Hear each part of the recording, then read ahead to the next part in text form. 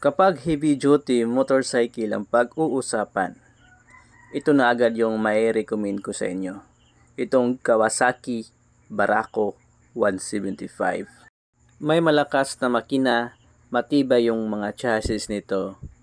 Wala na akong masabi dito sa motor na ito. Proven and tested. Marami nang sumubok at pabilib dito sa motor na ito. Itong Kawasaki Barako 175. Actually, in-upgrade pa ito ni Kawasaki, ginawang FI, pero dito ako sa carburetor talaga nag-stick.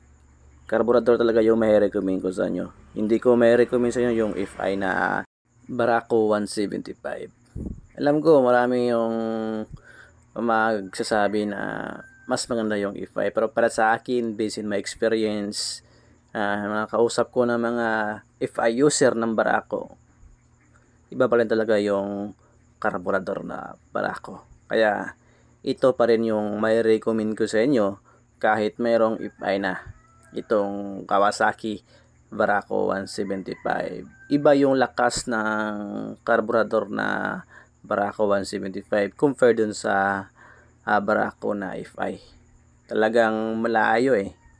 Kung pang heavy duty talaga yung pag-uusapan natin, kung heavy load yung gagawin mo sa motor na to, dito ka sa carburetor. Yung FI, hindi ko may recommend sa inyo yung FI kapag heavy duty motorcycle. Kapag heavy load yung gagawin mo sa motor na to. Pero yung pang service na talaga, pwede na mag-FI. Pero kapag heavy duty yung pag-uusapan, kasi itong motor na to, itong Barako 175, is designed for heavy duty uses motorcycle. Dinisenyo to ng Kawasaki para sa kargahan. Bibigat na kargahan yung pwede mong gawin dito. Kaya nga, pwede to sa lahat. Kahit ilang sakong bugas, ilang sakong simento ang ilagay mo dito, kaya dalhin ni Kawasaki Barako. Ito yung main purpose ng Kawasaki Barako for heavy duty uses.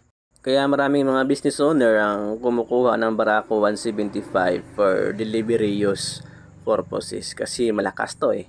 Matibay, malakas itong Barako 175. At pag-uusapan natin yung appearance ng motor na ito, kaisla. Ito sa kanyang headlight, naka-square type yung headlight ito, tapos yung kanyang ilaw is naka-halogen valve. At pagdating naman sa kanyang decals, sa graphics, maganda rin yung decals ng Barako 175.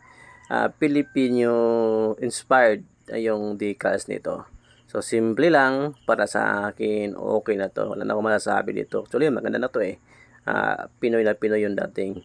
Itong Barako 175 is within Philippines pala to. Sa mga hindi nakakalam, gawang Pinoy ito. Tapos yung kanyang signal light sa harap is naka-bulb type din. Sa kanyang front fender, ito ay metal na rusty proof. And then sa kanyang suspension naman, meron siyang rubber spring. So maganda yung suspension ng Barako 175. So sakto talaga to pang sidecar. So kita yung kanyang headlight na halogen bulb. Dati it is naka-bulb type, pero ngayon is naka-halogen bulb na. So, yung chassis nito is buo talaga yung chassis ng Barako 175. So, yung cowling naman niya, so, ito talaga yung cowling ng Barako 175. Mula pa nung mga HD series hanggang sa ngayon, naging Barako 175 na ito. So, sa kanyang engine naman, proven and tested na to, matibay yung kanyang makina ng Barako. So, ito is new engine na to, yung engine design by Kawasaki. Ito na yung kinuha yung FI na makina. So kagaya sila ng engine ng FI. So pero mas prefer ko tong carburetor na Barako. At pagdating naman sa kanyang mga switches function, guys, so para sa akin decent rin to. So dito makikita mo yung headlight switch, high and low, tapos signal light, left and right, busina, at saka yung hazard switch. So, sa pagtatanong nga pala, wala tong passing switch. So, walang passing light itong Barako 175. Dati is meron yan dito, pero ngayon wala na siyang passing switch. Ang meron lang siya is yung hazard. So, sa kabila naman, push start button lang yung makikita mo dito. So wala nang ibang switch ang meron dito. So itong Barako 175 is naka-automatic headlight on. So wala siyang patayan ng ilaw sa kanyang headlight. Sa kanyang dashboard naman is analog dashboard ito, at yung mga indicator niya nasa gitna ng dalawang bilog na dashboard niya. Yung RPM tapos yung speedometer dashboard. Sa kanya namang suspension sa likod is naka dual shock absorber na ito. So, pwede naman to tanggalin yung isa kapag for single usage kasi matigas yung suspension ng Barako 175. Kung gagamitin mo muna to for single, tanggalin mo yung isang shock nito kasi matigas talaga yung flea ng shock ng Barako 175. Sa kanyang upuan naman ay malambot din ang upuan nito. Ang ayaw ko sa Barako 175 itong kanyang mga signal light. Madali kasi itong mabali kapag masagi itong signal light ng Barako 175. Ito na naman talaga yung pinakaayaw ko dito. Kasi marami na pieces na naputulan ng signal light yung Barako 175 na ginagamit ko. So itong kanyang signal light, ito na lang pinakaayaw ko dito.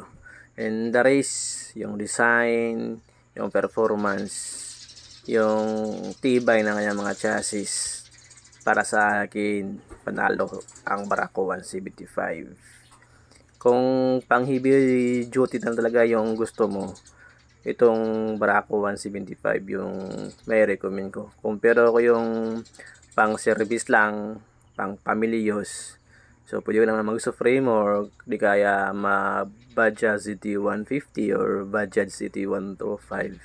Pero kung heavy duty purposes, dito ka sa Barako 175. Ito talaga yung may recommend ko sa inyo. So wala nang iba itong motor na to.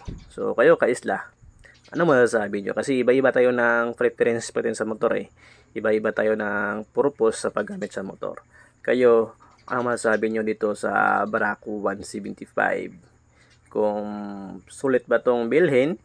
Actually, yung price niya ngayon is nasa 94,500 yung cash price nito.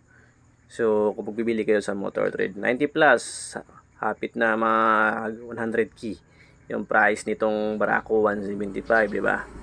So kayo, comment naman sa baba kung ano yung masasabi nyo dito sa motor na to, at pag-uusapan yan sa comment section.